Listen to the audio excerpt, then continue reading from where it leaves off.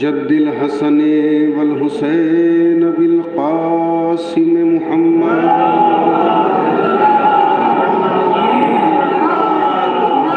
وعلى أهل بيته الطيبين الطاهرين المعصومين المظلومين المنتخبين المنتجبين ولعنة الله على أعدائهم أجمعين. أما بعد فقد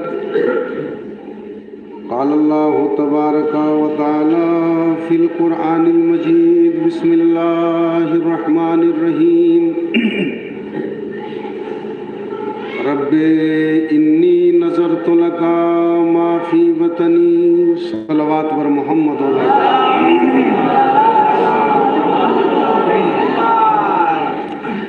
برادران ایمانی اور شرکائے مجلس،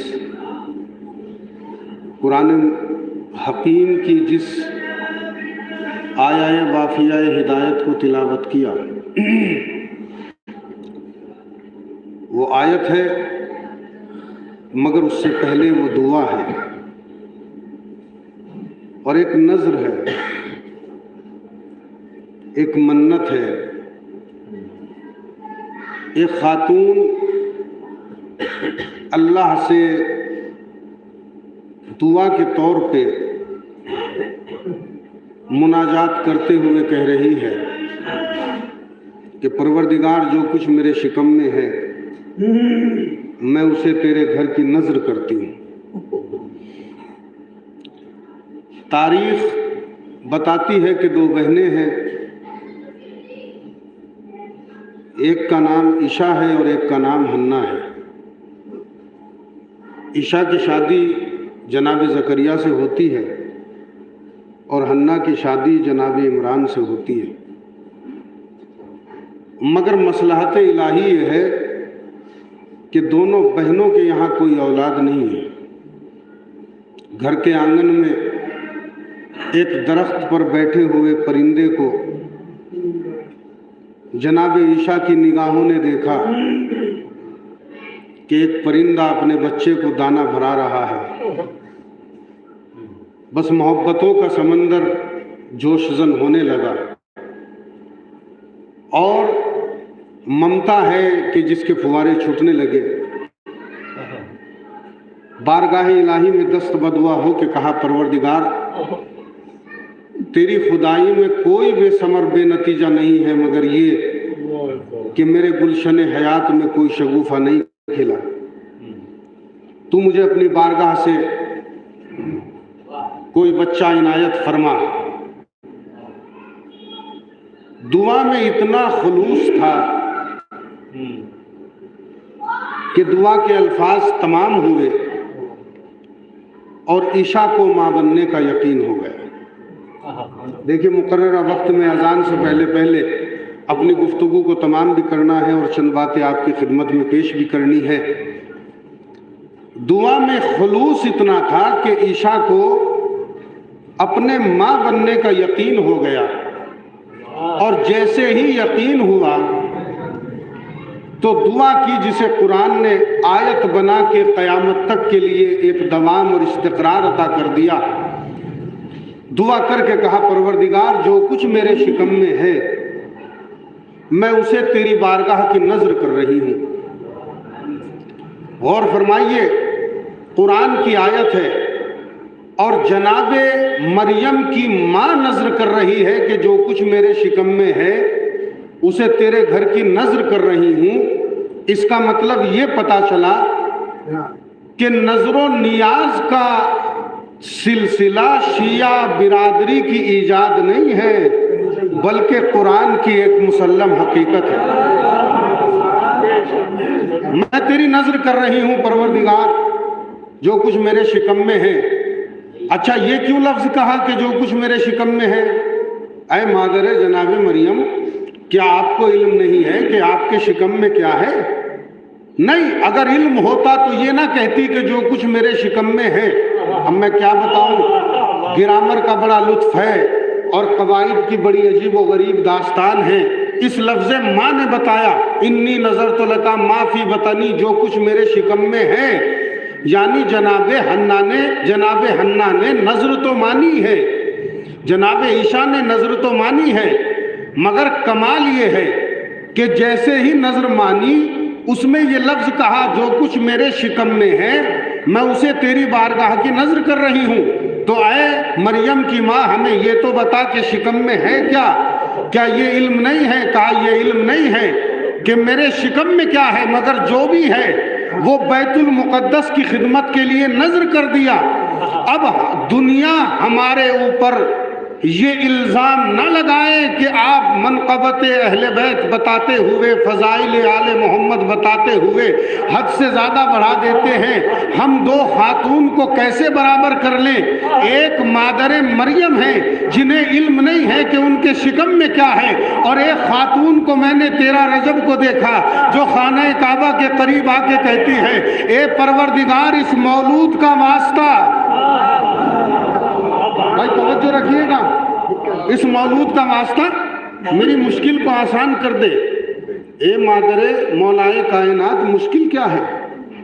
ہماری سمجھ میں تو بات نہیں آتی۔ صاحب روضۃ الاحباب نے لکھا کہ رجب کا مہینہ کفار و مشرکین کے درمیان میں اتنا مقدس تھا کہ تالا نہیں لگتا تھا، توجہ رکھیے گا، مقفل نہیں تھا خانہ کعبہ، تو اسی راستے سے آ جاتی فاطمہ بنت اسد، مگر نہیں، جدار خانہ کعبہ کے قریب آ کے کہا میری مشکل کو آسان کر دے اس مولود کا واسطہ۔ یعنی کمال ہے کہ فاطمہ بنت اسد کو اس راستے سے آنا منظور نہیں ہے جس راستے سے عتبہ آیا ہو، عتیبہ آیا ہو، ولید آیا ہو، شیبہ آیا ہو۔ بتانا یہ چاہتی ہے کہ بت پرستوں کا راستہ اور ہے، بت شکن کا راستہ اور ہے، عوام کا راستہ اور ہے، امام کا راستہ اور ہے۔ ایک سلامات پڑھ دیں محمد والے محمد۔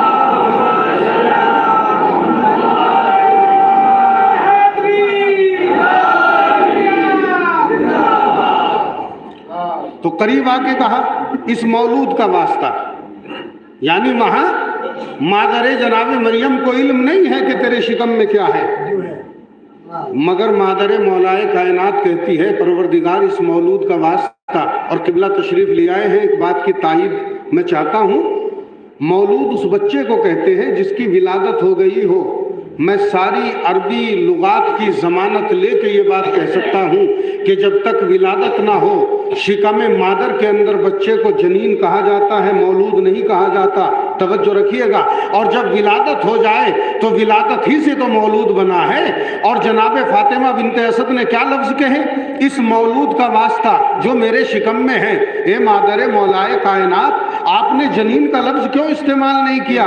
مولود تو اس بچے کو کہتے ہیں جس کی ولادت ہو گئی ہو۔ کہا تجھے کیا معلوم، یہ تو دنیا میں آنے کا ایک ظہور ہے، اگر یہ دنیا میں نہ آئے ہوتے تو آدم کی توبہ کیسے قبول ہوتی، نوح کی کشتی کیسے بچتی، ابراہیم کو سلیقہ کیسے آتا۔ توجہ ہے نا، اس مولود کا واسطہ جو میرے شکم میں ہے میری مشکل کو آسان کر دے۔ اور وہاں کیا کہا؟ مادر جناب مریم نے میں نظر کر رہی ہوں تیرے گھر کے لیے، توجہ رکھیے، جو کچھ میرے شکم میں ہے۔ اور دلیل ہے قرآن مجید کی میرے پاس کہ جناب مادر جناب مریم کو علم نہیں تھا کہ تیرے شکم میں کیا ہے۔ دلیل دے دوں، ولادت کے بعد میں کہا، سورہ آل عمران میں جا کے چیپٹر پڑھیے، ولادت کے بعد کہا رب انی وضعتھا انثی، اے پروردگار میں نے تو ایک خاتون کو جنم دیا ہے۔ اور اللہ نے کہا اللہ عالم بما وضعت، اللہ بہتر جانتا ہے کہ تم نے کسے جنم دیا ہے، تم نے کسے ولادت، تم نے کسے پیدا کیا ہے، یہ اللہ بہتر جانتا ہے۔ اس کا مطلب یہ ہے کہ ولادت کے بعد گھبرا کے یہ کہنا کہ پروردگار میں تو ایک بچی کو جنم دے چکی ہوں، اب کیا ہوگا؟ کہا جاؤ اپنی منت کو پورا کرو۔ مادر جناب مریم کو آغوش میں اٹھا کے بیت المقدس کی طرف چلی، توجہ رکھیے گا، مگر چلتے ہوئے قدم رکے، بڑھتے ہوئے ارادے رکے۔ اے مادر جناب مریم مجھے اتنا تو بتاؤ، کیا بڑھتے ہوئے قدم رکتے ہیں؟ کہا نہیں، بات یہ ہے کہ یہ جو یہودی بیٹھے ہیں، یہ جو کاتبان وحی بیٹھے ہیں، یہ جو شرع متین کے ملا محافظ بیٹھے ہیں، یہ مجھے روکیں گے؟ اس لیے کہ میں ایک بیٹی کو بیت المقدس میں لے جا رہی ہوں، کوئی لے جانے نہیں دے گا۔ کہا گھبراؤ نہیں، ہم جسے اپنے گھر کی خدمت کے لیے مامور کرتے ہیں اسے پہلے بطول بنا دیتے ہیں، گھبرانا نہیں ہے مادر مریم۔ کہا پھر کیا کروں؟ کہا ایسا کرو کہ مریم کے چہرے پر جو چھوٹی سی نقاب پڑھی ہے اس نقاب کو ہٹا دو، انہیں مریم کا چہرہ دکھا دو۔ اور جناب حنا نے ایسا ہی کیا، چھوٹی سی مریم کے چہرے پر پڑے ہوئے نقاب کو ذرا سا ہٹایا۔ اب جو چہرے کو دیکھا تو جو اعتراض کر رہے تھے وہ اعتراض سے باز آ گئے، جو انکار کر رہے تھے وہ خاموش ہو گئے، جو معترض تھے وہ مرید ہو گئے، اور اب سب جناب مریم کی عصمت کے قائل ہو گئے۔ وجہ کیا تھی؟ چہرے کو دیکھ کے اندازہ لگایا یہ کوئی عام خاتون نہیں ہے، معصومہ ہے، کنیز خدا ہے، بطول ہے، انبیاء کا سلسلہ ہے، اللہ کی بندی ہے۔ توجہ رکھیے گا، یعنی چہرے کو دیکھ کر عصمت جناب مریم کو سمجھ گئے تو صحیح، یہودی ضرور تھے مگر چہرے سے جناب مریم کے نور کا اندازہ لگا لیا۔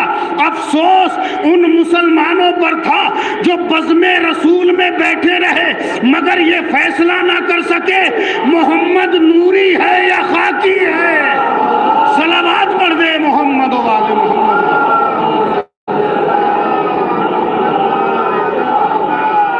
اور اب لے کر جناب مریم کو بڑھی اور نورانیت چہرے مریم کو دیکھ کر جتنے معترض بیٹھے تھے سب خاموش ہو گئے۔ اب تک بیت المقدس میں جانے پر جھگڑا تھا، اب کفالت جناب مریم پہ جھگڑا ہونے لگا۔ اس بچی کو ہم پالیں گے، اس بچی کی پرورش ہم کریں گے۔ اگر تاریخ پر نظریں ہوں تو ایک جملہ کہہ کے آگے بڑھنا چاہتا ہوں، ایسا ہی اختلاف ہوا جیسے رسول کی پرورش پر رسول کے چچاؤں میں اختلاف ہوا تھا۔ ہم پالیں گے، کون پالے فیصلہ کیسے ہو؟ اس وقت کے مسیحا، اس وقت کے نبی، اس وقت کے فیصلہ کرنے والے، ایک نبی جناب زکریا جو موجود تھے، کہا ایسے تو فیصلہ نہیں ہوتا، چلیے اس کا فیصلہ ہم اپنی طرف سے نہیں کرتے بلکہ امتحان کر لیتے ہیں، آزمائش بتائے گی کہ مریم کو کون پالے گا، امتحان کا تقاضا بتائے گا کہ مریم کو کون پالے گا۔ زکریا اٹھے، جتنے یہودی صاحبان کتاب بیٹھے ہوئے تھے، صاحبان کتاب سے مراد میری یہ ہے جن کا کتاب پہ علم تھا، آسمانی کتاب کو مانتے تھے، پڑھتے تھے، سب کو جناب زکریا نے ساتھ لیا، کہا اپنے اپنے قلم لو اور دریا کے کنارے پر چلو۔ سب پہنچے اپنے اپنے قلم ہاتھ میں لیے ہوئے۔ جناب زکریا نے کہا انہیں دریا میں ڈالو۔ اب جو دریا میں ڈالے تو سب کے قلم پانی کی سطح کے نیچے بیٹھنے لگے، ڈوبنے لگے۔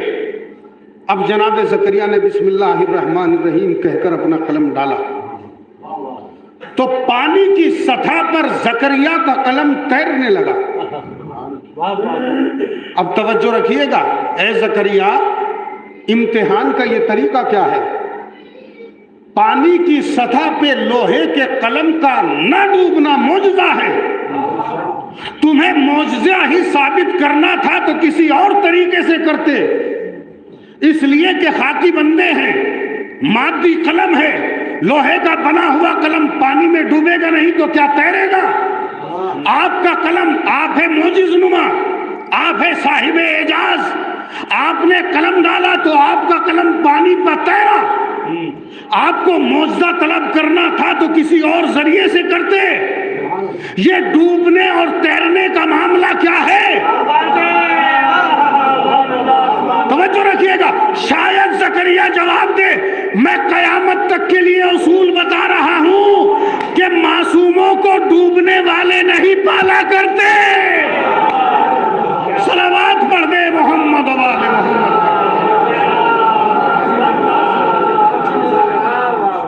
میں قیامت تک کے لیے اصول بتا رہا ہوں کہ ڈوبنے والے معصوموں کو نہیں پالا کرتے، अब अबू तालिब समझ में आया, सबके कलम तहनशी हो गए और जकरिया का कलम पानी की सतह पे तैरने लगा। मौजज़ा साबित हुआ, जकरिया के हिस्से में मरियम की परवरिश आई। और कुरान बढ़ के कह रहा है वकफ़लहा जकरिया, और मरियम की परवरिश जनाबे जकरिया ने की। रिश्ते में खालू भी लगते थे, ये बताता चलूं इस मजमे को ताकि बात पूरी समझ में आए। सगे खालू थे जनाबे जकरिया जनाबे मरियम के, और कुरान कहता है वकफ़लहा जकरिया, एक नबी ने जनाबे मरियम को पाला। किस तरीके से पाला? बैतुल मुक़द्दस में परवरिश हो रही है, अल्लाह की कनीज़ ख़ास है, और इतना एहतमाम कि कहीं जाते हैं तो ताला लगा के जाते हैं, कहीं जाते हैं तो बंद करके जाते हैं, और जब वापस आते हैं तो देखते हैं कि मरियम के इर्द गिर्द खाने जन्नत लगे हुए हैं, बेमौसम के मेवे, बिला फसल चीजें, नेमत इलाही का नजूल, अशियाए खुर्दो नोश मरियम के चारों तरफ पाते हैं और सवाल करते हैं, मरियम अन्ना लके हाजा, ऐ मरियम ये तुम्हारे पास कहां से आया? अच्छा ईमान से बताओ, सर पे कुरान रख के बताओ, इस मजलिस की अजमत की कसम खा के बताओ, क्या जकरिया साहिब इल्म नहीं है? मेरा अकीदा है कि साहिब इल्म गैब भी हैं, साहिब इल्म भी है। ऐ जकरिया तुम्हें नहीं पता ये कहां से आया है? मगर जब भी आते हैं सवाल करते हैं, मरियम ये कहां से आया, मरियम ये कहां से आया, मरियम ये कहां से आया? और मरियम रोजाना एक ही बात कहती है, अन्नल्लाह यर्ज़ुक़ु मन यशा बगैर हिसाब, अल्लाह जिसे चाहता है बगैर हिसाब व किताब के रिस्क देता है। ऐ जकरिया पूछ क्यों रहे हो? क्या आपको नहीं पता कि ये कहां से आया है? का बात ये है कि कुरान में मेरा तज़किरा हुआ है कि मैं मरियम की किफालत करने वाला, मरियम की परवरिश करने वाला, मैं उसूल किफालत को लिख रहा हूं ताकि दुनिया को पता चल जाए कि तुम जिसकी किफालत कर रहे हो, अगर अपनी बेटी के पास कोई चीज देखो तो सवाल करो कहां से आई है। सवाल कर रहे हैं कहां से आई है। जब देखो दोपहर का वक्त होता है तो ज़ुहरान आ रहा है। कुरान की कसम खा के कहता हूं, एक वक्त भी जकरिया ने जनाब मरियम को खाना नहीं खिलाया। आसमान से नाजिल हुआ, खाने जन्नत उतर रहे हैं, दस्तरखान उतर रहे हैं, नेमात इलाही उतर रही है, और बेफिक्र हैं जनाब जकरिया। किफालत का सेहरा जनाब जकरिया के सर पे आ गया और अल्लाह भेज रहा है। अच्छा मुझे बताओ कि जब दोपहर का वक्त होता होगा तो खाना आता होगा, शाम का वक्त होता होगा तो खाना आता होगा, नाश्ते का वक्त होता होगा तो खाना आता होगा। तवज्जो है ना? अब जो काम रोज होता हो उसका इंतजार तो होता है ना। अभी थोड़ी देर के बाद में आपकी निगाहें घंटे पे चली जाएगी कि अजान का वक्त होने वाला है। तवज्जो रखिए, इसलिए कि रोजाना अजान होती है, तो जो काम रोजाना होता हो उसका इंतजार तो होता है। अब मरियम के लिए जब दोपहर का वक्त होता होगा तो मरियम इंतजार करती होंगी कि अब फरिश्ता आता होगा, अब जन्नत से चला होगा, अब आसमान चहारुम तक आ गया होगा, अब आसमान हफ्तुम तक आ गया होगा, अब खलाओं में होगा, फजाओं में होगा, हवा में होगा, वसते दुनिया में होगा, आ गया होगा, दरवाजे पर होगा। ये इंतजार तो रहा होगा ना मरियम को। बस यहीं से रुतबे में फर्क समझो। मरियम वो जो जन्नत की नेमतों का इंतजार करे, फातिमा वो है जिसके हाथों की बनाई हुई रोटियों का जन्नत इंतजार करे। एक सलावत पढ़ दे मोहम्मद वाले।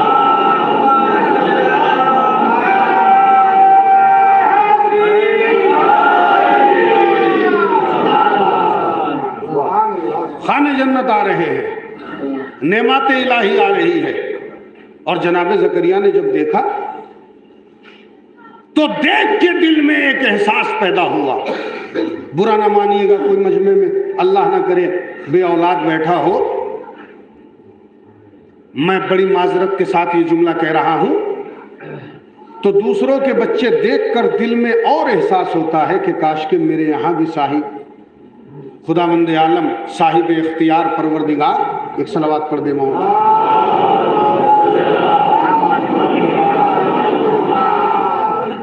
میرے یہاں بھی اولاد ہوتی، صبح شام ہر وقت جناب زکریا کی نظر جناب مریم پر، اللہ نے ایسی اولاد دی میری خواہر نسبتی کو کہ جس کے لیے آسمان سے میوے آ رہے ہیں، جس کے لیے جنت سے میوے آ رہے ہیں۔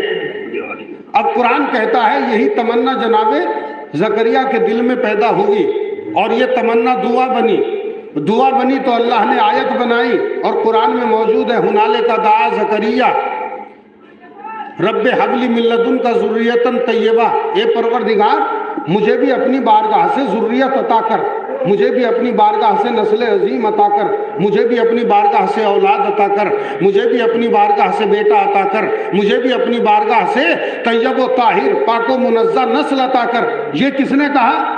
جناب زکریا نے جناب مریم کی کیفیت کو دیکھ کر، جناب مریم کی زندگی کو دیکھ کر، جناب مریم کی نعمتوں کو دیکھ کر دعا کر دی، اور اب دعا کی ہے تو قبول بھی ہوگی نا، اس لیے کہ اگر نبی کی دعا قبول نہ ہو تو نبی نہیں رہتا، دعا کی ہے۔ مگر کمال یہ ہے کہ زکریا پہلے سے بے اولاد ہے، پہلے سے دعا کر لیتے، سمجھ میں بات نہیں آتی کہ ابھی دعا کیوں کی؟ ادھر کفالت مریم کی، ادھر اولاد کے لیے دعا مانگی۔ توجہ رکھیے گا، اگرچہ بے اولاد پہلے سے تھے مگر مریم کی کفالت کرنے کے بعد اولاد کے لیے اپلیکیشن لکھی، دعا مانگی، اللہ کی بارگاہ میں مناجات کی، اللہ سے گڑ گڑا کے سوال کیا۔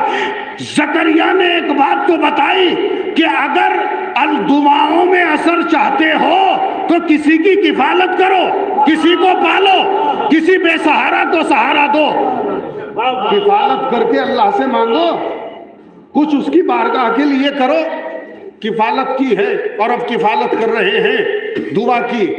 اب جناب زکریا کی دعا اور قبول نہ ہو، قرآن کہتا ہے ہنالک دعا زکریا، ہم نے زکریا کو پکارا، وہو قائم یصلی فی المحراب، وہ کھڑے ہوئے تھے محراب عبادت میں نماز پڑھ رہے تھے۔ توجہ رکھیے گا، محراب عبادت میں نماز پڑھ رہے ہیں اور فرشتوں نے ایک ٹولی آئی، ایک جماعت آئی، ایک وفد آیا ملائکہ کا، اور اس نے آ کے ایک پوری ٹیم آئی اور انہوں نے آ کے جناب زکریا سے کہا۔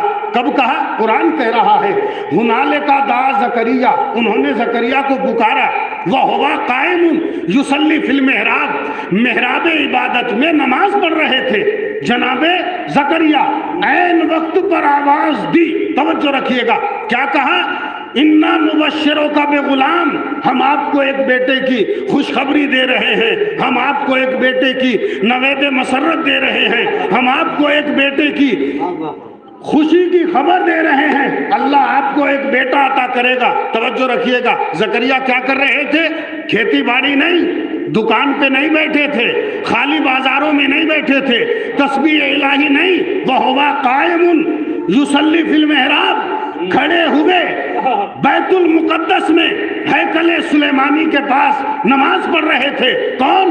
جناب زکریا۔ اور فرشتوں نے آ کے کہا ہم آپ کو بشارت دیتے ہیں، کس کی؟ بیٹے کی۔ نماز کا عالم ہے اور زکریا ملائکہ کی بات سن رہے ہیں، نماز ٹوٹی بھی نہیں، خوشخبری لے بھی لی۔ توجہ رکھیے گا، نماز کا عالم اور خوشخبری دے رہے ہیں فرشتے، ہم آپ کو بشارت دیتے ہیں ایک بیٹے کی۔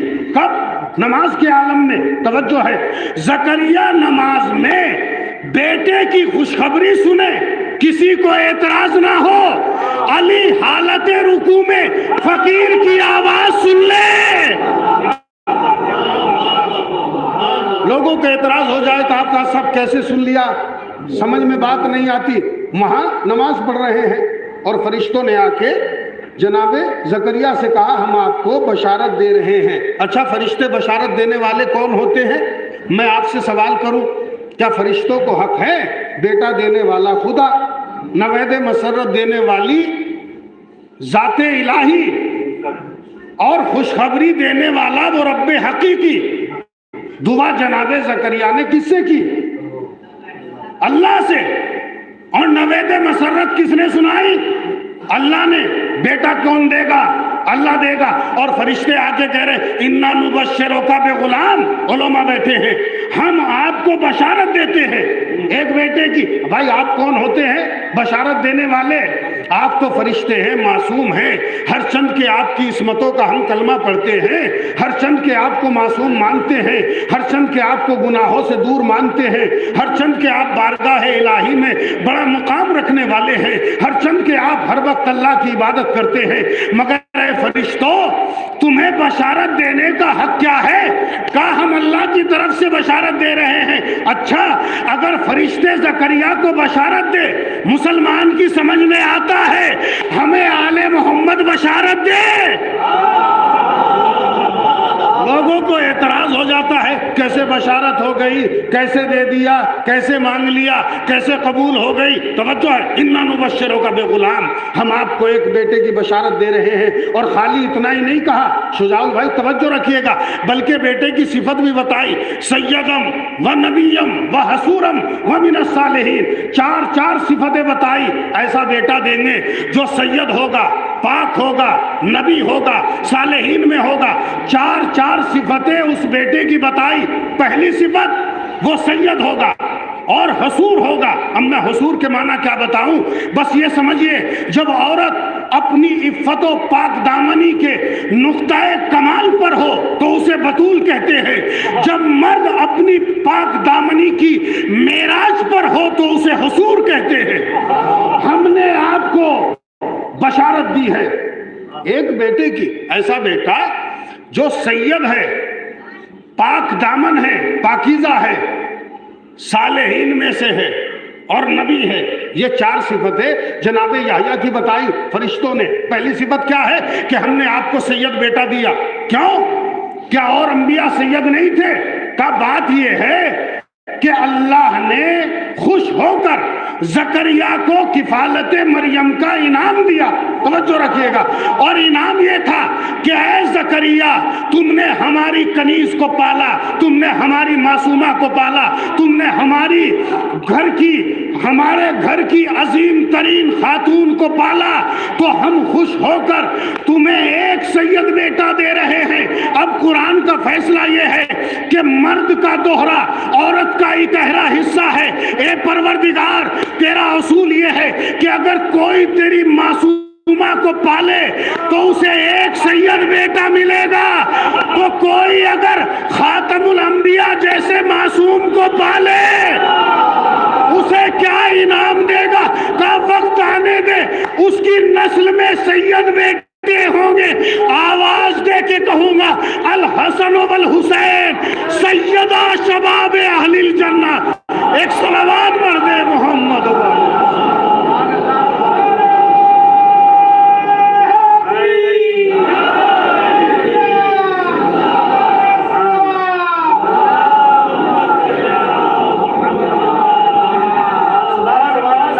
हमारा असूल ये है कि अगर कोई हमारी मासूमा को पाले, हमारे घर की कनीज को पाले, बतूल को पाले,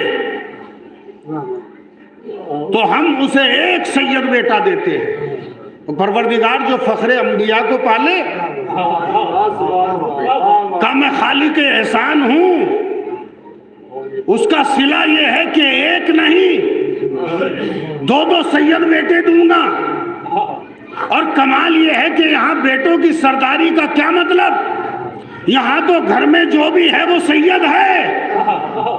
रसूल को देखा सैयदुल मुरसलीन नजर आए, अली को देखा सैयदुल औसिया नजर आए, हसन और हुसैन को देखा सैयदा शबाब अहलिल जन्नह नजर आए, फातिमा को देखा सैयदत निसाए आलमीन नजर आई।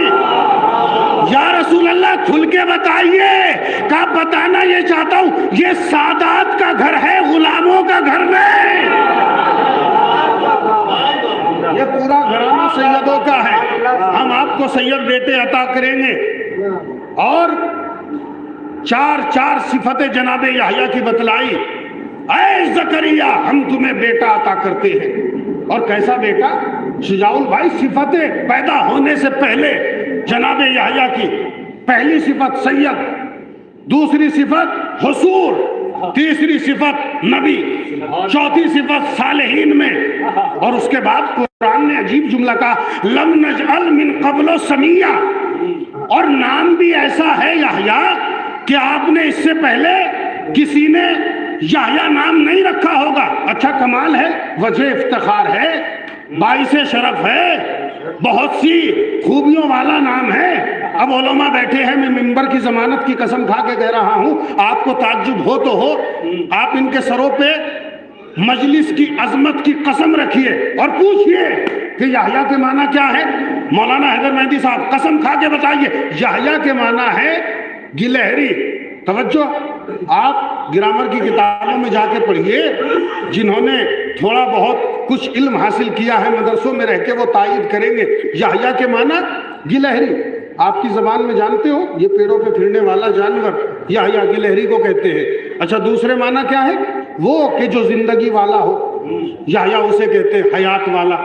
दो माना है याह्या के, तवज्जो रखिएगा। क्या शरफ है नाम में, कौन सी खूबी है? हर इंसान जिंदा है, एक गिलहरी और एक जिंदगी वाला, दो याह्या के माना। और कुरान ने क्या कहा? जब जकरिया को बेटा दिया तो अल्लाह ने क्या कहा? हम आपको चार चार सिफतों वाला बेटा दे रहे हैं। इससे पहले किसी का नाम याह्या नहीं, तो वजह इफ्तिखार है ना। अल्लाह तो मुकामे फख्र में कह रहा है कि हमने आपको ऐसा बेटा दिया कि याह्या इससे पहले किसी का नाम था ही नहीं, और मैंने आपको याह्या के माना बताए। याह्या या उसे कहते हैं जो जिंदगी वाला हो, या याह्या गिलहरी को कहते हैं। तवज्जो रखिए, मगर फिर भी कुरान कह रहा है कि हमने आपको ऐसा बेटा दिया कि इससे पहले किसी का नाम याह्या नहीं था। अरे कमाल हो गया, लफ्ज़ याह्या लाई के शरफ हो जाए, वजह याह्या नाम याह्या का लाई के शरफ हो जाए, लाई के फख्र हो जाए, लाई के मुबाहात हो जाए, लाई के इफ्तिखार हो जाए, वजह गुरूर हो जाए, परवरदिगार झूम के कहे हमने आपको याह्या अता किया, इससे पहले याह्या किसी का नाम नहीं था। तो अगर याह्या फख्र करने के लायक है, तो जिनका नाम हसन हो, जिनका नाम हुसैन हो, जिनका नाम अली हो, जिनका नाम ज़ैनुल आबिदीन हो, एक सलावत पढ़ दे मोहम्मद वाले।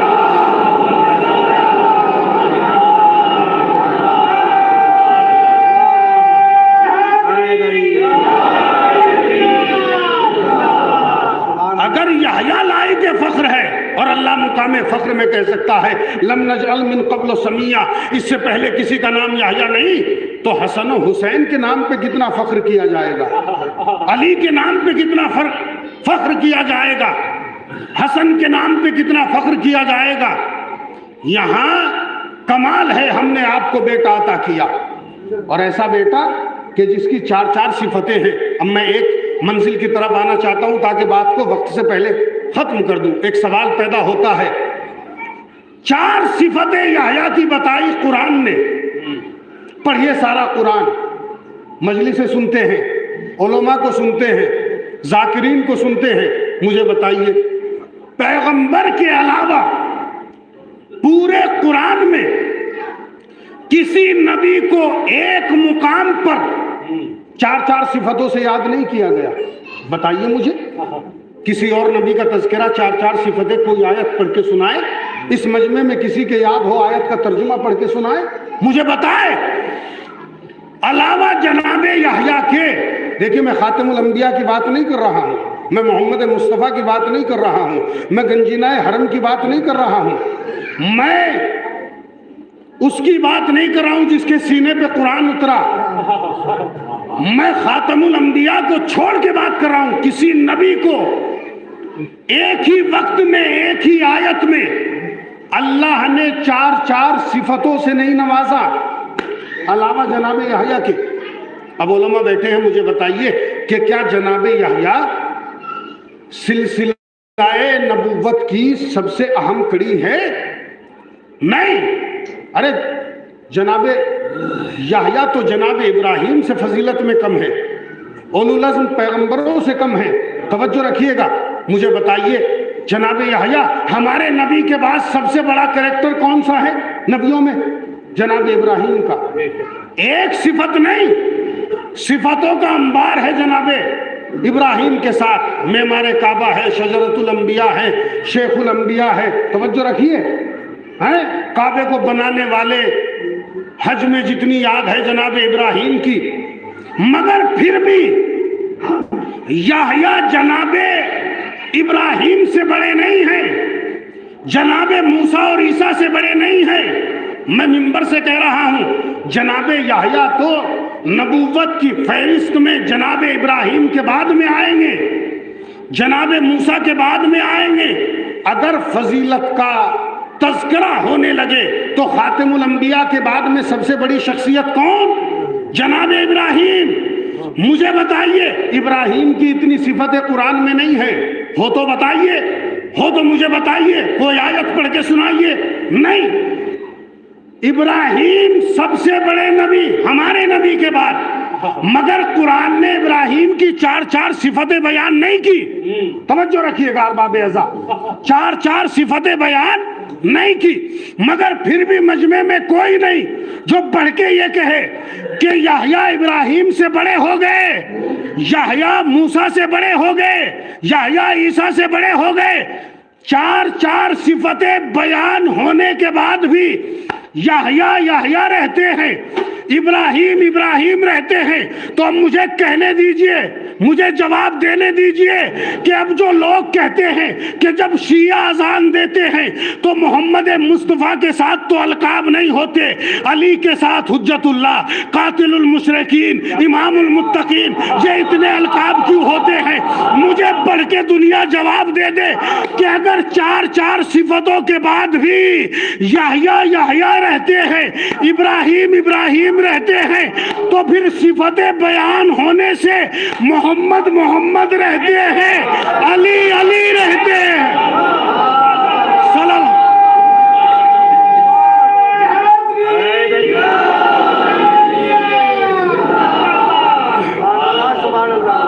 اب دنیا مجھے جواب دے کہ یحییٰ کی چار صفتیں ہیں اور جناب ابراہیم کی 2 صفتیں بھی نہیں۔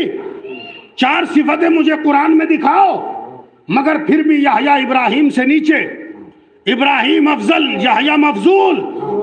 تو اگر صفتیں بیان ہونے سے کوئی افضل مفضول نہیں ہوتا تو پھر قانون برقرار رکھیے، علی کے صفات بیان ہونے سے ذات رسالت پر کوئی فرق نہیں پڑتا۔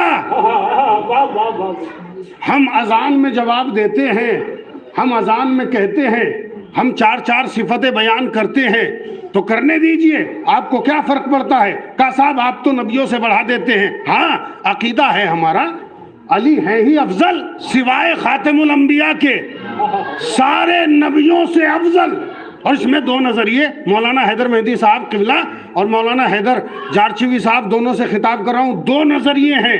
علماء متقدمین نے کہا، جو پہلے علماء آئے سوائے اولو العزم پیغمبروں کے علی سب سے افضل ہیں، مگر بعد کے علماء نے تو کمال کر دیا، انہوں نے کہا نہیں، سوائے محمد مصطفیٰ کے سب سے افضل۔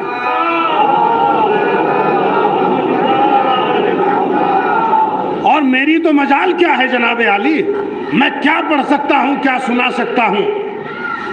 جب خدا توفیق دیتا ہے تو گھرانہ آل محمد سے وابستہ رہنے والی ایک خاتون حجاج بن یوسف ثقفی کے دربار میں علی کو افضل ثابت کر دیتی ہے۔ بھائی میری تو بات کیا ہے، میرا اپنا مجمع ہے، شیعہ آپ ہیں، شیعہ میں ہوں، حسینی آپ ہیں، حسینی میں ہوں، اہل بیت کے چاہنے والے آپ ہیں، اہل بیت کا چاہنے والا میں ہوں، مولائی آپ ہیں، مولائی میں ہوں۔ اس مجمع میں چند جملے پڑھ کے، گھسے پٹھے لفظ پڑھ کے داد لینا اور ہے، دشمن کے دربار میں علی کو افضل ثابت کرنا۔ کوئی حرائے سعدیہ سے پوچھے، ایک خاتون ہے، یہ میری تو بات کیا ہے، حرائے سعدیہ نے ثابت کر دیا تھا کہ سوائے خاتم الانبیاء کے علی سب سے افضل ہیں. حرہ سعدیہ جانتے ہو؟ حلیمہ سعدیہ کی بیٹی. اصل میں عالم شیعت میں بڑی کہیں کہیں تنگ نظری نظر آتی ہے کہ صاحب حلیمہ نے دودھ نہیں پلایا تھا، دودھ نہیں پیا تھا رسول اللہ نے. ارے ٹھیک ہے بھائی، دودھ نہیں پیا تھا مگر رسول کو دیکھا تو تھا، آغوش میں اٹھایا تو تھا، چہرہ مبارک کی زیارت تو کی تھی، جس میں نازنین کو سینے سے تو لگایا تھا. تو مرتبہ تو حلیمہ سعدیہ کا بڑا ہے. ان کی بیٹی حرہ سعدیہ حجاج بن یوسف ثقفی کے دربار میں کھڑی ہے. توجہ رکھیے گا. اور وہ علی کو افضل ثابت کر رہی ہے. اور ایک مرتبہ حجاج نے کہا اے حرہ سعدیہ، میں نے سنا ہے کہ تو علی کو فلاں فلاں اور فلاں سے افضل بتاتی ہے. توجہ رکھیے گا. تو کہتی ہے کہ علی فلاں اور فلاں سے، میں اشاروں میں بات کر رہا ہوں. اے حرہ سعدیہ، دیکھیے دربار حجاج بن یوسف ثقفی کا ہے، کسی ایسے ویسے کا نہیں. توجہ رکھیے، یہ بھاجپا کی حکومت نہیں کہ گھر میں تو کم سے کم امن میں بیٹھے ہوئے ہو. توجہ رکھیے گا. حجاج کا دربار کیسا دربار؟ حجاج کون ہے؟ جو جب تک کھانا نہیں کھاتا، جب تک کسی شیعہ کے خون میں آٹے کو خمیر نہ کر لے، اس کے دربار میں کھڑی ہے حرہ سعدیہ. اور حرہ سے پوچھا اے حرہ، تو علی کو فلاں فلاں اور فلاں سے افضل بتاتی ہے؟ کمال ہو گیا. حرہ نے کہا نہیں. آپ نے سوچا ہوگا کہ حرہ ڈر گئی ہوگی، کہا نہیں میں فلاں فلاں سے افضل نہیں بتاتی. مگر اگلا جملہ کمال کر دیا. کیا پوچھا؟ تو علی کو فلاں اور فلاں سے افضل سمجھتی ہے؟ حرہ سعدیہ نے کہا نہیں، میں علی کو فلاں اور فلاں سے افضل نہیں سمجھتی. میں تو علی کو آدم سے افضل بتاتی ہوں، نوح سے افضل بتاتی ہوں، ابراہیم سے افضل بتاتی ہوں، موسیٰ سے افضل بتاتی ہوں، عیسیٰ سے افضل بتاتی. کیا کمال ہو گیا؟ ہم تو سمجھتے تھے خلفاء سے افضل. کیا بتا، اگر ثابت کیا تو تیری جان کی خیر، ورنہ قتل کر دی جائے گی. بتوجہ رکھیے، یہیں پہ اپنے اس مضمون فضائل کو سمیٹ کے گفتگو کو ختم کر دوں گا. توجہ رکھیے گا. بتا، دلیل دے، ورنہ قتل ہو جائے گی. ایک مرتبہ حرہ سعدیہ نے علی کی محبت میں انگڑائی لی اور سنبھل کے کھڑی ہو کے حجاج بن یوسف ثقفی کے دربار میں بیٹھے ہوئے کرائے کے مولویوں کے درمیان میں کہا سنو، میں علی کو آدم سے افضل بتاتی ہوں. کہا دلیل کیا ہے؟ حرہ سعدیہ نے کہا دلیل بتاؤں؟ قرآن پڑھ، تجھے پتا چل جائے گا. اللہ نے آدم سے کہا لا تقربا هذه الشجرہ فتکون من الظالمین، اس درخت کے قریب نہ جانا ورنہ ظالمین میں سے ہو جاؤ گے. منع کرنے کے باوجود بھی جناب آدم نے جنت کا میوہ کھایا، درخت کھایا، درخت سے وہ پھل توڑ کے کھایا، گیہوں کھایا. ایک مرتبہ حرہ نے کہا سن، میں آدم سے افضل اس لیے بتاتی ہوں کہ وہ آدم ہے جنہیں گیہوں کھانے سے روکا مگر انہوں نے پھر بھی کھایا. میرا مولا وہ ہے جسے اللہ نے روکا بھی نہیں اور علی نے کبھی گیہوں کھایا بھی نہیں. کا دلیل دے. اور نوح سے افضل کیوں سمجھتی ہے؟ ایک مرتبہ حرہ سعدیہ نے کہا اس لیے سمجھتی ہوں، قرآن پڑھ. جب نوح نے کشتی نجات بنائی اور اپنے بیٹے کو آواز دی یا بنیا ارکب معنا، اے بیٹے ہمارے پاس آ جاؤ، ہمارے ساتھ آ جاؤ، تو اس نے کہا یاسمونی الجبل، مجھے پہاڑ بچا لے گا. توجہ رکھیے گا.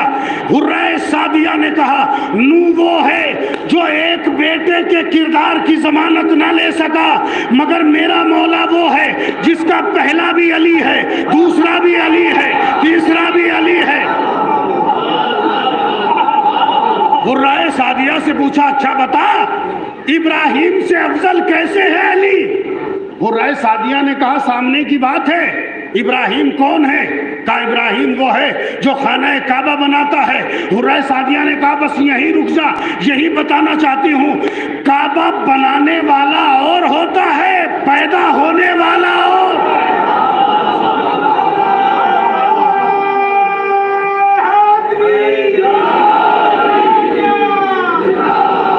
حرہ سعدیہ نے کہا تو نے قرآن نہیں پڑھا؟ ابراہیم نے کیا دعا کی؟ ابراہیم نے کہا رب ارنی کیف تحیی الموتى، اے پروردگار مجھے دکھا تو مردوں کو کیسے زندہ کرتا ہے؟ اللہ نے کہا ولم تومن، اے ابراہیم کیا ایمان نہیں رکھتے؟ قال بلا، اے پروردگار ایمان تو رکھتا ہوں، ولکن لیطمئن قلبی، مگر اطمینان قلب چاہتا ہوں۔ حرہ سعدیہ نے کہا تو خود ہی فیصلہ کر لے، ایک وہ ہے جو مردوں کو زندہ ہوتے ہوئے اطمینان قلب چاہتا ہے، ایک وہ ہے جو زمین پر بیٹھ کے کہتا ہے لو کوشف الغطاء لمسدت یقینا، اگر آسمان کے پردے ہٹا لیے جائے تو علی کے یقین میں اضافہ نہیں ہوگا۔ حرہ سعدیہ سے پوچھا اچھا یہ بتا کہ تو علی کو موسیٰ سے افضل کیسے بتاتی ہے؟ کہا قرآن پڑھ لے، قرآن میں لکھا ہوا ہے۔ کیا کہنے اس علی کی چاہنے والی کے، خدا کی قسم قرآن سے جواب دے رہی ہے، حجاج کے دربار میں جواب دے رہی ہے، اپنوں میں نہیں بلکہ دشمنوں میں علی کو افضل ثابت کر رہی ہے۔ کہا قرآن پڑھ لے تجھے پتہ چل جائے گا۔ کہا قرآن میں کیا لکھا ہے؟ کہا وہ موسیٰ تھے جب اللہ نے کہا اذهب الی فرعون انہ طغی، جاؤ موسیٰ فرعون کے دربار میں جاؤ، اس لیے کہ فرعون سرکش ہو گیا ہے، تو کیا کہا انی اخاف ان یقتلون، میں نے ایک قبطی کو مارا ہے، مجھے ڈر ہے کہ کہیں وہ مجھے قتل نہ کر دے۔ حرہ نے کہا وہ موسیٰ ہے جو ایک قبطی کو مار کے فرعون کے دربار میں جانے سے ڈرے، اور یہ میرا مولا ہے کہ مکے اور مدینے کے ہر گھر میں صفِ ماتم بچھائی، مگر جب رسول نے کہا تبلیغ سورہ توبہ کر کے آؤ تو علی بغیر گھبراہٹ کے گئے۔ اچھا بتاؤ تم علی کو عیسیٰ سے افضل کیسے بتاتے ہو؟ کا سامنے کی بات ہے، عیسیٰ وہ ہے کہ جس کی ولادت کا وقت قریب آیا تو عیسیٰ کی ماں سے کہا گیا اخرجی یا مریم، اے مریم یہاں سے چلی جاؤ، یہ عبادت کا گھر ہے، ولادت کا گھر نہیں۔ اور جب میری ولادت کا وقت قریب آیا تھا، جب میرے مولا کی ولادت کا وقت قریب آیا تھا، حرہ سعدیہ کہتی ہے، تو ان کی مادر گرامی کو اندر بلایا گیا تھا۔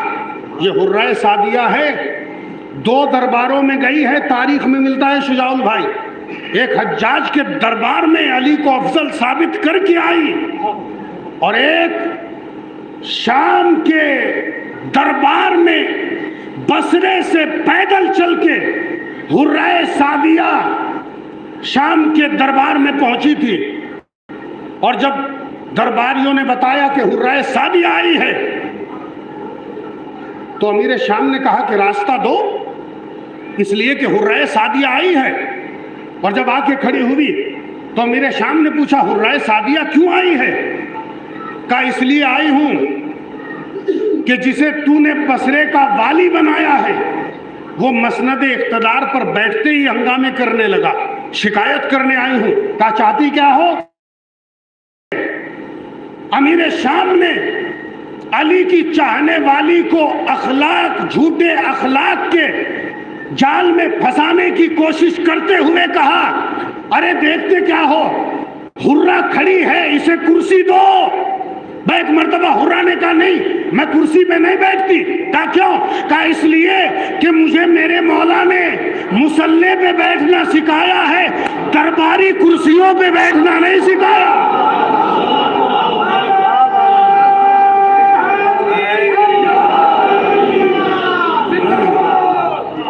درباری کرسیوں پہ نہیں بیٹھوں گی۔ اچھا، امیر شام نے کہا تو معزولی نامہ لینے چاہتی ہو؟ کہاں دستخط کر کے دے۔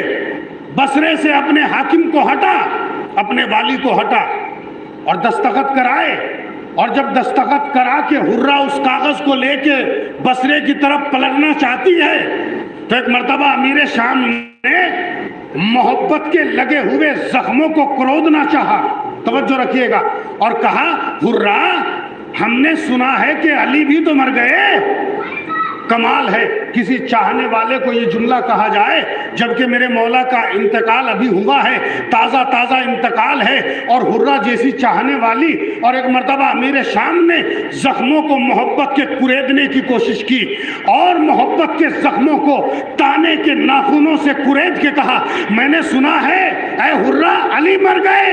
ایک مرتبہ حرہ نے غیظ میں آ کے کہا علی نہیں مرے، عدالت مر گئی،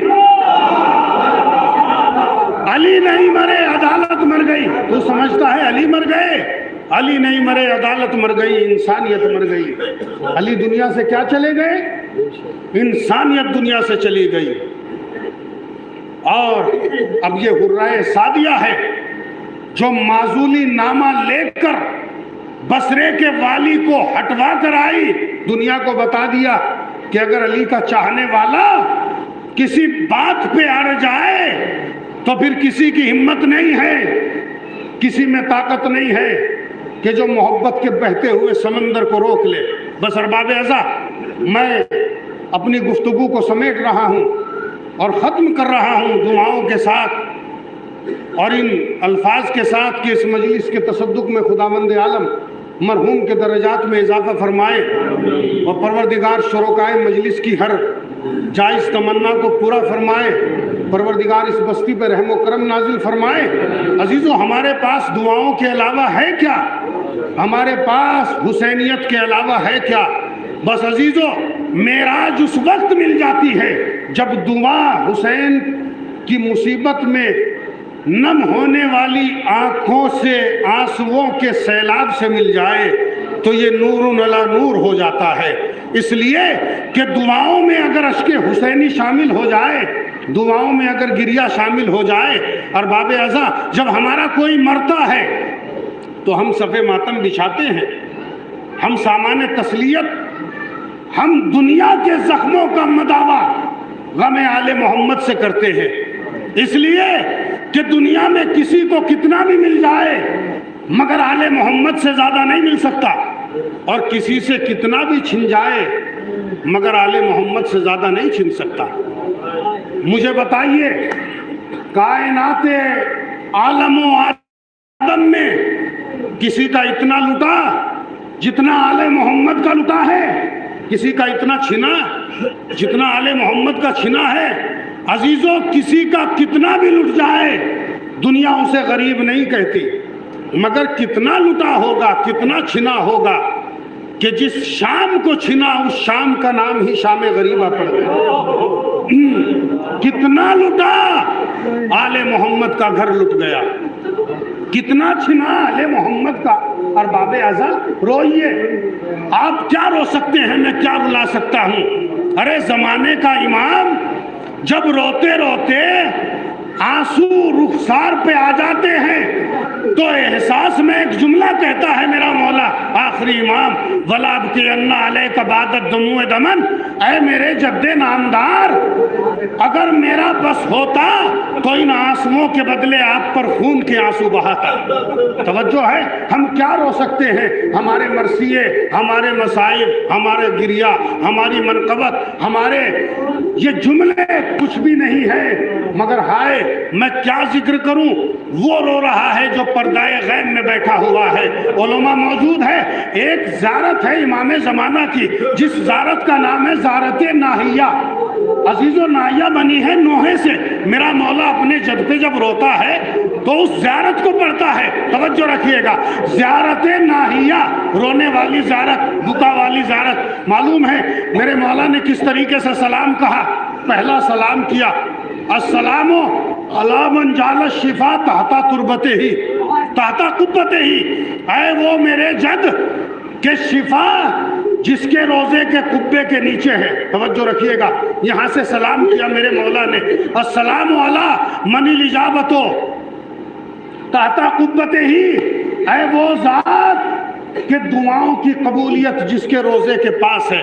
اور اس کے بعد السلام علی ابن زمزم والصفا، سلام ہو زمزم کے بیٹے پر، السلام علی ابن سدرۃ المنتہا، سدرۃ المنتہا کے بیٹے پہ سلام ہو، السلام علی ابن مکہ، مکے کے بیٹے پہ سلام ہو، اور اس کے بعد میرا آخری امام کہتا ہے السلام علی من بکت السما، سلام ہو اس پر جسے آسمان رویا، السلام علی قتیل الادیاء، سلام ہو اس پر جو بے ننگو آر لوگوں کے ہاتھوں سے شہید ہو گیا، السلام علی من دفنہ اہل القری، سلام ہو اس پر جسے قریے کے لوگوں نے دفن کیا، السلام علی قتیل الادعیاء، السلام علی من دفنہ اہل القری، اور اس کے بعد میرے مولا عجیب و غریب سلام کرتے ہیں السلام علی الشیب الخضیب، سلام ہو اس داڑھی پر جو خون سے خضاب ہو گئی تھی، السلام علی الخد الطریب، سلام ہو اس رخسارے پر جو مٹی سے اٹا ہوا تھا، السلام علی الصغر المقروء بالقضیب، سلام ہو ان لبوں پر کہ خیزوان کی کانٹوں دار لکڑی جس کے لبوں پر ماری گئی تھی، السلام علی الدماء السائلات، خون کی ان بہتی ہوئی دھاروں پر سلام، السلام علی الاعضاء المقطعات، ارے سلام ہو ان اعضاء پر جو جسم سے جدا ہو گئے تھے، السلام علی الرؤوس المفرقۃ عن الابدان، سلام ہو ان سروں پر کہ جو جسموں سے الگ ہو گئے تھے، السلام علی النازحین عن الاوطان، ارے سلام ہو ان پر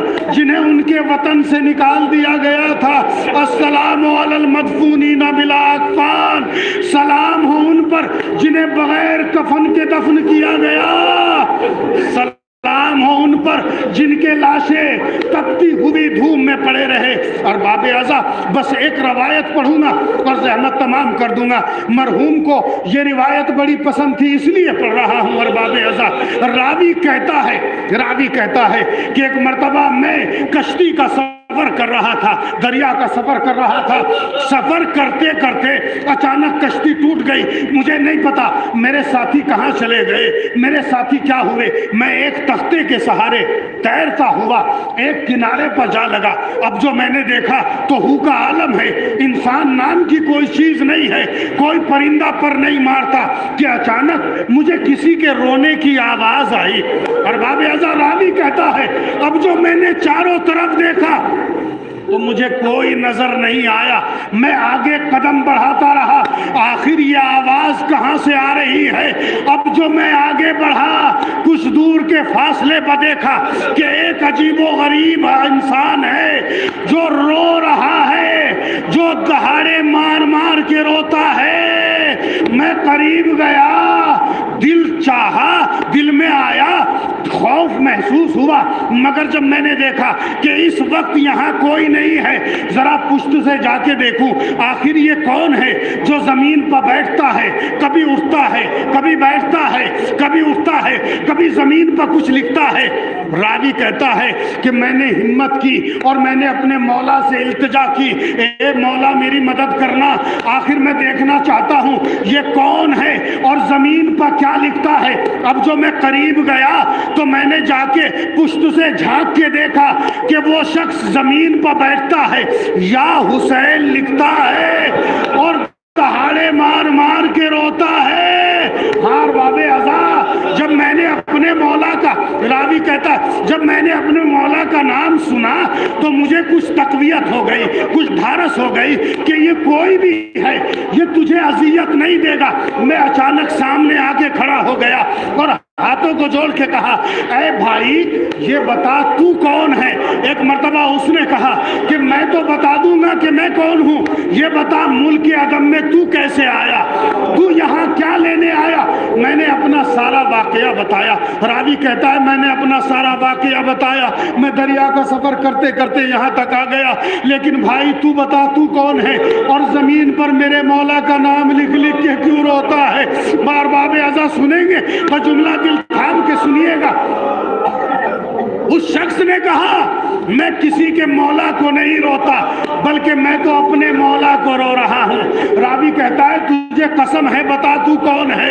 ایک مرتبہ کانپتی ہوئی آواز میں کہتا ہے ارے میرا نام زعفر جن ہے۔ بس زعفر جن کا نام سننا تھا کہ اچانک جملے کہے اے بھائی ارے تیرا تذکرہ مجلسوں میں سنا ہے، تیرا تذکرہ کتابوں میں پڑھا ہے، تجھے بتا تو نے کربلا میں کیا دیکھا؟ اے بھائی بتا کہ تو نے کربلا میں کیا دیکھا؟ ایک مرتبہ زعفر رونے لگا، کہا نہیں میں حسین کے بعد ذکر نہیں کروں گا، مجھ میں طاقت نہیں ہے کہ میں کربلا کا واقعہ بتاؤں کہ میں نے کربلا میں کیا دیکھا۔ راوی کہتا ہے میں نے زعفر کو واسطے دینے شروع کیے، تجھے رسول کے دندان مبارک کا واسطہ، بتا کربلا میں کیا دیکھا؟ تجھے علی کے شگافتہ سر کی قسم، بتا کربلا میں کیا دیکھا؟ تجھے حسن کے کلیجے کے 72 ٹکڑوں کی قسم، بتا کربلا میں کیا دیکھا؟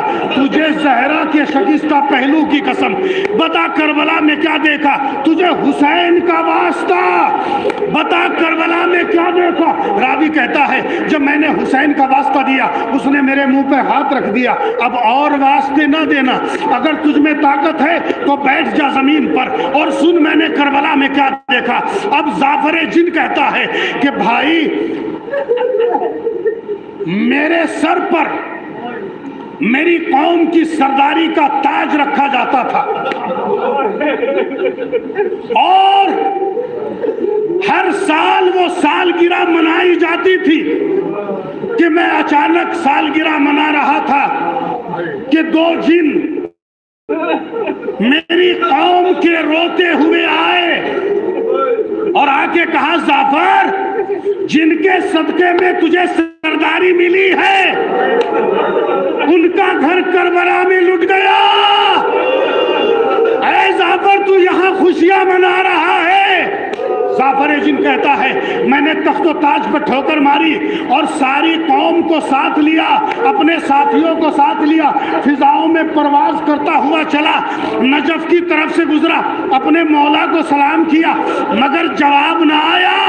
آج سے پہلے سلام کرتا تھا تو جواب آتا تھا، آج سلام کیا تو جواب نہ آیا۔ میں سمجھ گیا کہ میرا مولا بھی کربلا میں ہے۔ اب جو میں کربلا میں پہنچا، زعفر کہتا ہے میں نے آواز دی اے حسین غریب کوئی ملنے کے لیے آیا ہے؟ باب اعزا سنیں گے کوئی ملنے کے لیے آیا ہے۔ ایک مرتبہ ملائکہ کی صفیں لگی ہوئی ہے، انبیاء کی صفیں لگی ہوئی ہے، حسین نے راستہ بنایا، زعفر جن قریب آیا، زعفر نے کہا مولا ارے کیا اپنے غلام کو بھول گئے؟ حسین کہتے ہیں نہیں زعفر، ارے نانا کی بزم میں آنا یاد ہے، بابا کی بزم میں آنا یاد ہے، بھائی حسن کی بزم میں آنا یاد ہے، آؤ زعفر میرے قریب آؤ۔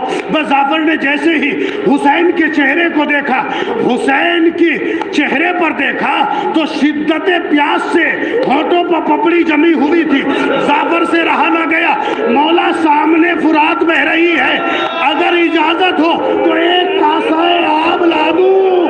بس جیسے ہی زعفر نے پانی کا نام لیا، حسین گھوڑے سے اترے، زعفر کا ہاتھ پکڑا، عباس کی لاش کے قریب لا، اے زعفر ارے کوئی ایسے بھائی کے بعد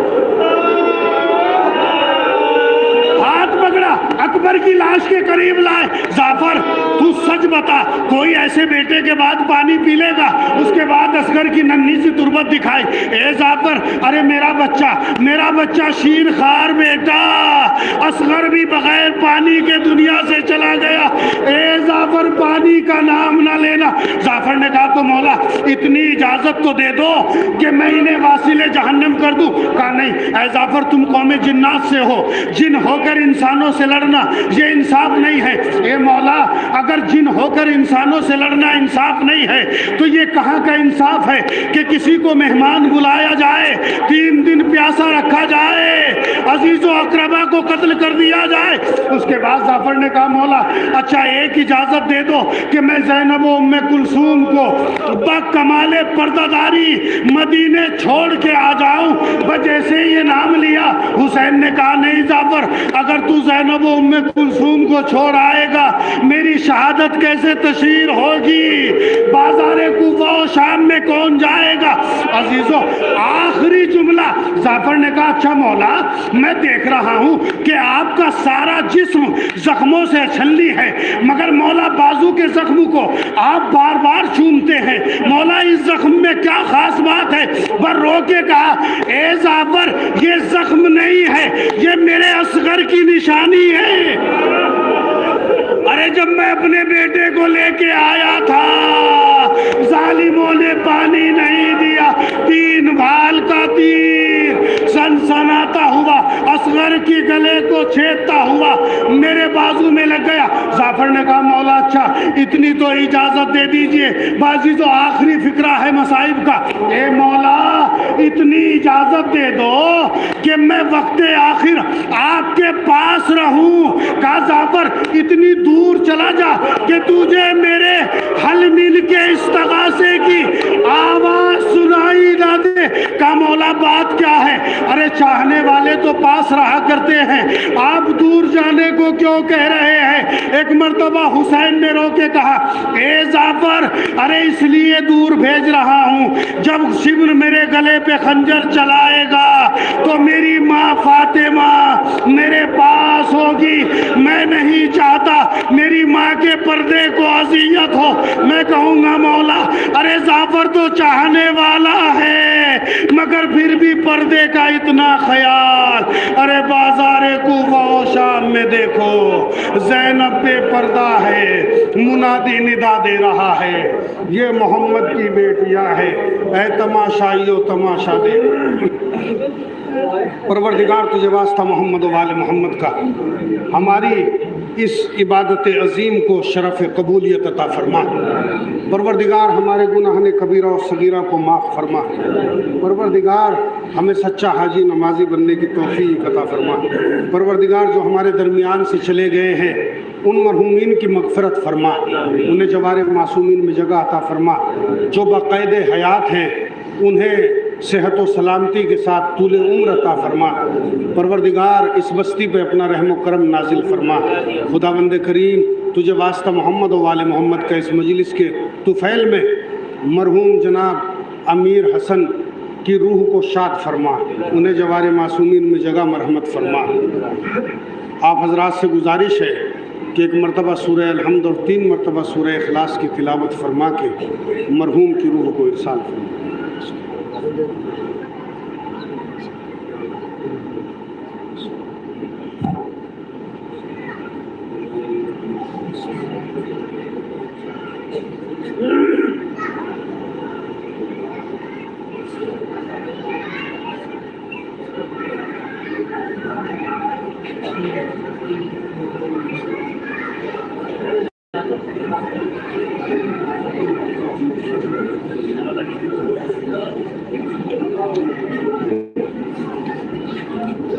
السلام علیکم یا ابا عبداللہ، السلام علیکم ابن رسول اللہ، السلام علیکم وعلی ابنک وابیک، السلام علیکم وعلی امک واخیک، السلام علیکم ابن امیر المؤمنین و سید النبیین، السلام علیکم ابن فاطمہ الزہراء سیدۃ العالمین، السلام علیکم وعلی ولدک علی وعلی اخیک الفضل عباس وعلی سائر المستشهدین من بنیک ويا ليتنا كنا معهم فافوز فوزا عظيما. السلام عليكم ورحمة الله وبركاته. السلام عليكم يا غريب الغرباء، السلام عليكم من الضعفاء والفقراء، السلام عليكم شمس موسى ويا نيس النفوس أيها المدفون بعد الطوس، السلام عليكم مغيث الشيز والزوار في يوم الجزاء، السلام عليك يا سلطان العرب والعجم يا أبا الحسن علي بن موسى الرضا عليك التحية والسلام، لك الجسم الفدا ورحمة الله وبركاته. السلام عليك صاحب العصر والزمان، الأمان الأمان الأمان من فتنة الزمان.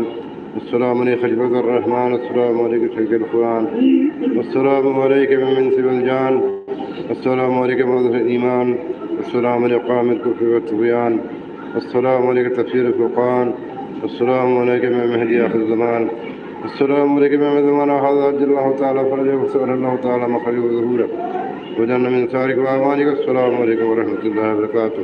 فاتح.